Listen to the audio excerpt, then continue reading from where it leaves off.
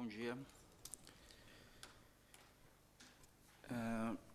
Esse trabalho que eu vou apresentar aqui é uma síntese do primeiro capítulo da minha dissertação, que eu estou escrevendo, que, na verdade, tem como autor principal Gramsci, né? Então, nesse primeiro capítulo, eu levanto uma hipótese de trabalho, que é de uma tradição de correção dos caminhos da filosofia, que Kant apresentou como projeto crítico, e que eu defendo que se prolonga com Hegel, considerando que Kant não atingiu os objetivos que ele mesmo se propôs, mas que só será resolvido finalmente com o materialismo histórico, em Marx. Então, nesse capítulo, eu acompanho aquela virada de Marx em relação a Hegel na década de 40, indo até Kant, indo até a crítica da razão pura, a partir de uma sugestão do Lukács na introdução a uma estética marxista. Vamos ao texto. Os escritos kantianos são divididos em duas fases, a pré-crítica e a crítica. A primeira, que vai de 1747 a 1781, debate fundamentalmente problemas relacionados à física e à lógica, sempre a partir da metafísica leibniziana, manifestando também abordagem sobre a teologia e a moral. Será, porém, a leitura de David Hume que, conforme relata Kant, o fizera acordar de seu sono dogmático, abertura fundamental à fase crítica. O sono dogmático do qual Kant acreditar acordar refere-se ao modus operandi da filosofia especulativa de atribuir à natureza categorias que, na verdade, têm sua origem na razão. Seu ponto de incidência era, precisamente, o conceito de causa e efeito, pedra angular da anfibologia metafísica, consistente em projetar no mundo natural uma finalidade que só pode ser radicada na razão humana. Assim nasce a chamada fase crítica, com a publicação da Crítica da Razão Pura em 1781. Examinemos mais de perto seus problemas centrais. Kant sustenta que o centro dessa obra será uma crítica metafísica clássica, em seu ponto mais vulnerável, a saber, a tentativa do metafísico em conhecer objetos suprassensíveis a partir dos termos próprios do plano sensível. Uma tentativa legítima, pois, para Kant, a metafísica representa um complexo de indagações ingênitas à razão humana, e desprestigiá-la seria, de certa forma, evitar um problema natural da especulação filosófica. Portanto, antes de simplesmente se empreender uma refutação às metafísicas existentes à maneira cética, iniciativa tão antiga quanto as próprias metafísicas em alvo, entendemos que cumprirá a crítica da razão pura uma denúncia específica da forma de se fazer filosofia, consistente no que Kant denomina como procedimento dogmático da razão não criticada.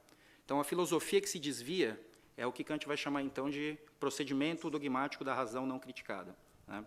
Então, todas as filosofias anteriores a ele incorrem nesse erro e, portanto, não atingem a verdade, né?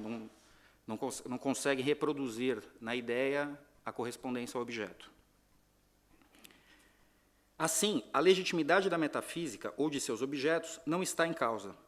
Antes, a obra de Kant tentará dar a conhecer um certo vício natural da razão especulativa, vício que extravia tanto as filosofias assumidamente racionalistas quanto as céticas. O que a crítica kantiana tem em mira é a maneira por meio da qual a razão se relaciona com a exterioridade, objetos, e que espécie de conclusões podem surgir de parte a parte desta relação. Acerca da submissão da metafísica ao projeto crítico, Rubens Torres Filho diz: a metafísica não é um erro dos filósofos, uma ilusão contingente, um equívoco, um momento de distração logo corrigida pelo aparecimento da verdade. É o sintoma de uma ilusão necessária, inscrita na própria essência da razão. Assim, Kant não é um médecin malgré lui. A dialética transcendental diagnostica, para além dos erros contingentes, uma doença congênita da razão, essa malade imaginaire em estado grave, e vê na metafísica o sintoma dessa doença. É do mesmo mal que sofre também a razão cética, quando acusa a metafísica até agora de não ter conseguido ainda conhecer o suprassensível. A dialética transcendental, ao contrário, pressente, há algo de podre no reino dessa rainha. Ora, a metafísica dogmática, fiando-se em uma crença ilimitada de que por meio da ontologia poderá dominar a generalidade do ser, ver-se-á encerrada inexoravelmente em variáveis quantitativas como as de tempo e espaço, e com elas em outras operantes em quaisquer pesquisas que se fundem sobre essas noções, como é a serialidade inerente ao tempo. Eis porque a metafísica não é o alvo, mas sim o dogmatismo. A não consideração crítica sobre quais são os elementos básicos da exterioridade em geral, a fim de se estabelecer quais os termos da exterioridade cognoscível, fará a cosmologia racional tornar a lógica analítica, formal ou aristotélica, como órgão suficiente a veredito sobre as representações sintéticas do mundo fenomênico. Portanto, a questão fundamental da crítica da razão pura, a saber, como são possíveis juízos sintéticos a priori, recebe sua significação quando se diz que as condições de possibilidade da experiência são as condições de possibilidade dos próprios objetos da experiência. Cumpre aqui determinar as bases sobre as quais a lógica transcendental deverá fundar suas relações, e, sobremodo, igualmente sobre as quais a experimentação deverá conhecer seus limites. Portanto, além de indicar a jurisdição própria na qual devem atuar as formas puras da sensibilidade, espaço e tempo, temos a advertência de que, fora dessa jurisdição, sua atuação suscitará o referido dogmatismo. Definidas, então, tais jurisdições, para cada uso da razão, e aí Kant vai apresentar o uso especulativo e o uso prático, será, então, possível atacar a próxima etapa da filosofia crítica, levada a efeito na crítica da razão prática. Ambas as obras, então, formam uma unidade na estratégia geral de Kant, que, segundo nossa leitura, encerra uma iniciativa positiva em relação à articulação da razão teleológica aos critérios científicos definidos por Kant. A crítica é a plataforma de estabelecimento de uma filosofia verdadeira, única destacada da tradição de equívocos ontológicos e epistemológicos, expressão teórica da objetividade corretamente apreendida. Em Hegel e Marx reconheceremos esse mesmo intento. A denúncia das antinomias da razão, associada às limitações impostas às funções do entendimento e da razão, levou Kant a classificar a totalidade e a teleologia como elementos fundantes do desvio dogmático da razão não criticada.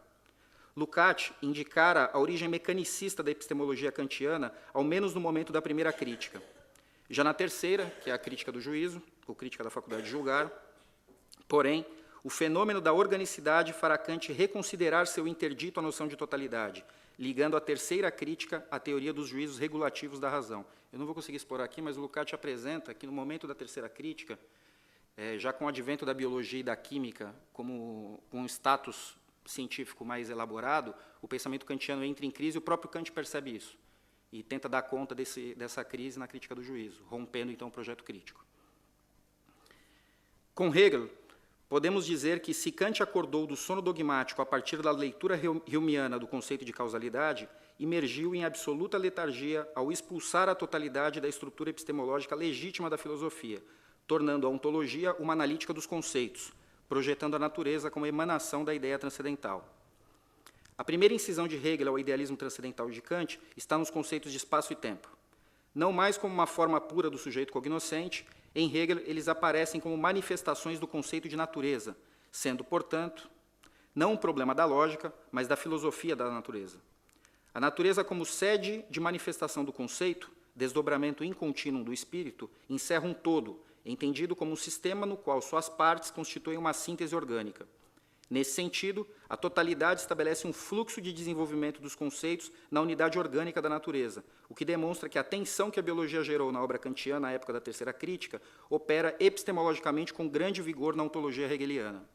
As partes são referidas eventualmente como membros, órgãos ou momentos, demonstrando como a epistemologia hegeliana possui relação estrita com sua ontologia, a qual opera continuamente com a integração dialética entre a externalização de forças mecânicas e suas interações sistêmico-organicistas. A totalização das partes se dá como efetividade constante do conceito de natureza. A totalização das partes se dá como efetividade constante do conceito na natureza, sendo, pois, a expressão própria da racionalidade. Com efeito, eu cito Hegel, o verdadeiro é o todo, mas o todo é somente a essência que se implementa através de seu desenvolvimento, isto é, no espaço e no tempo. Sobre o absoluto, deve-se dizer que é essencialmente resultado, que só no fim é o que é na verdade. Sua natureza consiste justamente nisso, em ser algo efetivo, em ser sujeito ou vir a ser de si mesmo. Se o critério de verdade da filosofia para Kant consistia no antidogmatismo da razão criticada, em Hegel a verdade aparece não como um problema epistemológico a ser resolvido pela analítica transcendental, mas como um problema de caráter ontológico. A questão não será de separar mecanicamente os conceitos em tábuas de categorias e associá-los em esquemas unificados numa razão subjetiva atomizada, mas compreender as dinâmicas orgânicas do ser em suas totalidades. Mas as relações das totalidades com suas partes trazem uma outra questão importante. Se estas últimas são membros ou órgãos de um todo, segue-se então que sua compreensão, sua existência epistemológica, e sua realidade ou efetividade, sua existência ontológica, só podem se afirmar em relação a esse todo, que aparece como sua causa interior de unidade, ou seja, como forma.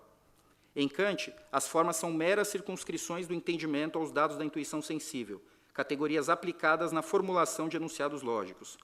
Qualquer sentido dinâmico e orgânico que ligue a experiência a totalidades racionais constituiria apenas um aspecto tímido dos chamados princípios regulativos. Em Hegel, diferentemente, reaparece a velha forma aristotélica imanente às partes que compõem o todo, segundo uma razão e efetividade, causa formal e eficiente da realidade racional do ser. A ontologia hegeliana une, num apertado laço, racionalidade e existência, epistemologia e objetividade dinâmica. Completa-se a passagem sintética do espírito subjetivo como um em si, cujo para si é o espírito objetivo, para o espírito absoluto.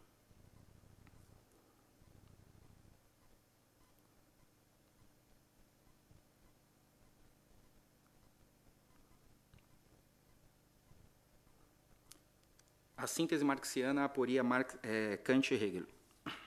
Bom, o que vai acontecer aqui? Eu dei um salto, senão eu iria passar o meu tempo. Hegel, ele, então, incorpora a teleologia e o espaço e tempo dentro da própria ontologia, e ele sai sempre do particular em direção ao geral, né?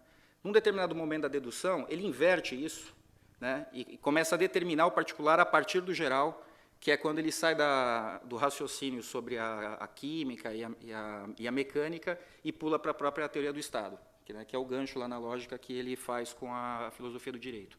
E é esse o ponto de discussão fundamental que o Marx vai pegar na crítica à filosofia do direito de Hegel, né?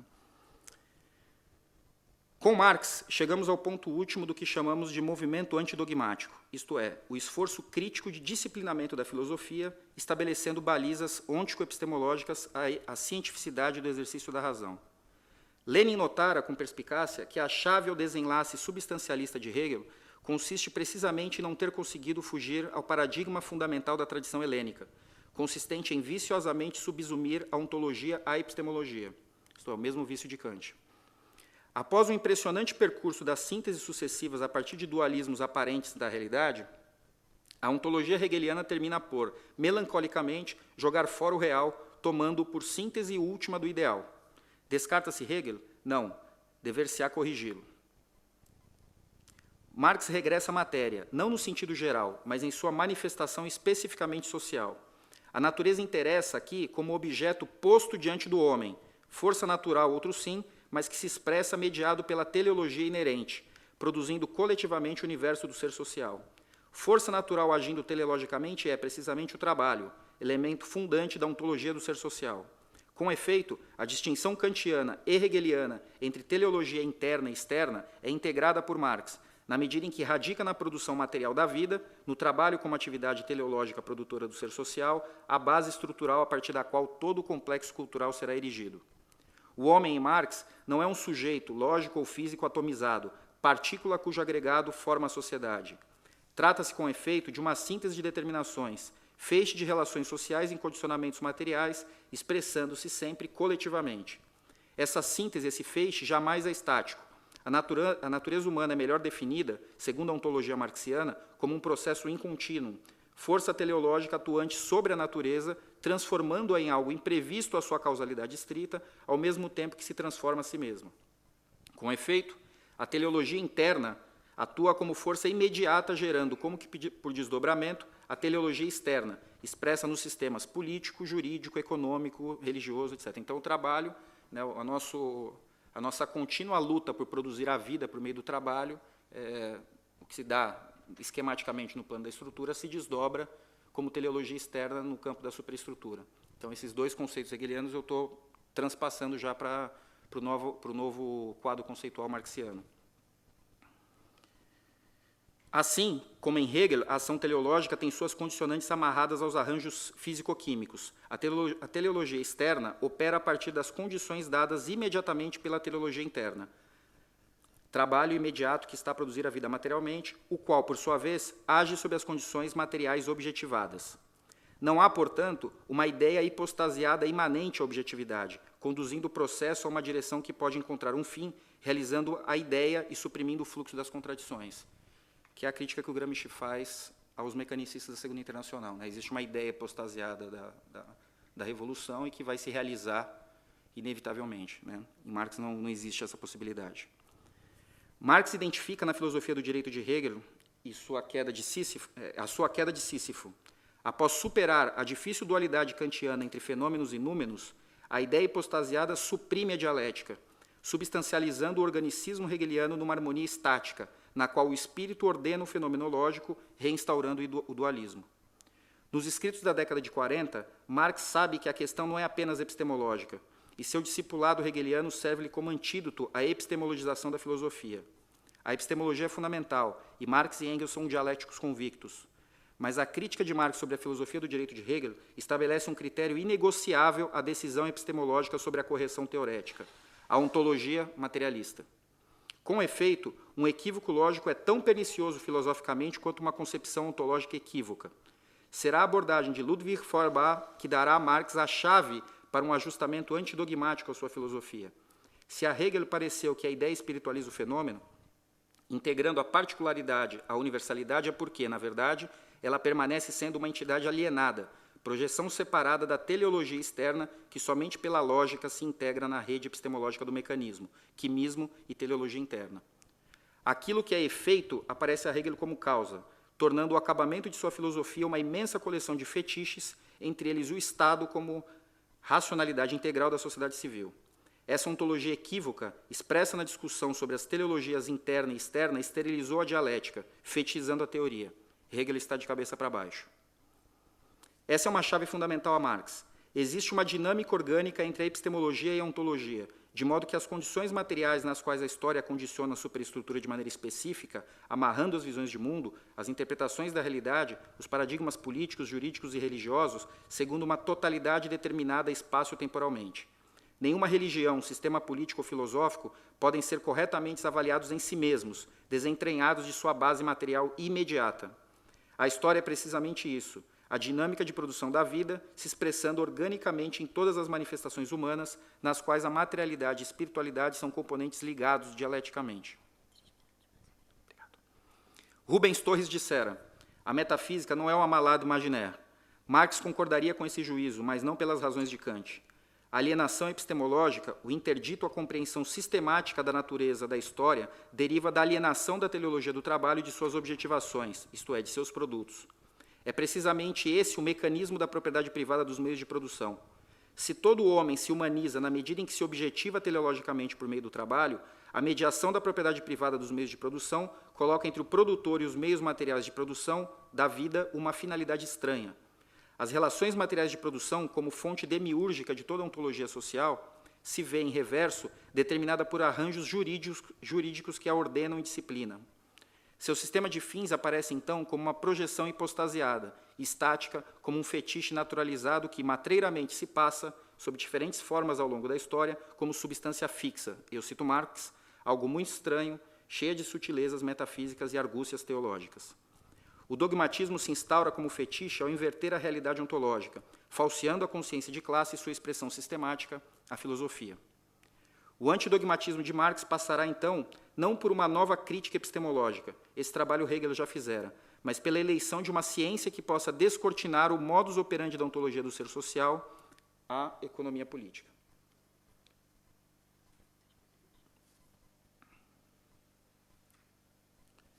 Tudo bem? Uma página? Sim. Então, última página, talvez um minutinho. Tá? A economia política toma por objeto, precisamente, as relações sociais em seus arranjos imediatamente relacionados à produção material da vida. Será ela que dará a via segura da ciência, esse é um termo do Kant lá na Crítica da Razão Pura, a ontologia do ser social, garantindo às ideias o vínculo epistemológico à base material da qual são expressões historicamente determinadas.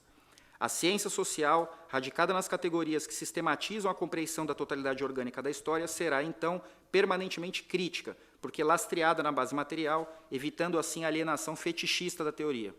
Esse é o materialismo marxiano, somente compreensível se observado sob a síntese Feuerbach-Engels, que agora eu mencionei a importância do Feuerbach na elaboração da crítica do Marx a Hegel, mas é fundamental também quando chega às mãos do Marx o esboço do Engels nos anais franco-alemães sobre a economia política. Né? Então, ali o teorema se fecha, né? Eu acho que eu posso terminar por aqui, porque agora eu vou ficar fazendo todo um elogio à economia política, etc. Mas é isso, né? Existe um momento, então, na crítica à filosofia do direito de Hegel, em que a ontologia e a epistemologia estão em embates, né, na perspectiva de Marx. Marx percebe que tem alguma coisa errada, né, a lembrança de Rubens Torres Filho, algo de podre no reino dessa rainha. Ele faz um trabalho relativamente competente até esse ponto, mas será somente com o texto de Engels. E aí alguém falou aqui, né, que acho que foi o professor Enoch, que Engels não era um segundo violino, né, então ele tem essa função fundamental. Foi o esboço de Engels sobre a crítica da economia política que deu a via segura da ciência a Marx, que é a crítica da economia política. Eu termino meu texto, como eu tenho feito na minha dissertação, insistindo justamente nesse ponto. Ciência social deve contar como instância crítica, ou instância antifetichista, a crítica da economia política. É uma ciência social que não tem a crítica da economia política como base fundamental, epistemológica e ontológica, ela tende a se desviar em uma teoria fetichista ou dogmática, como eu estou chamando aqui. Muito obrigado pela atenção.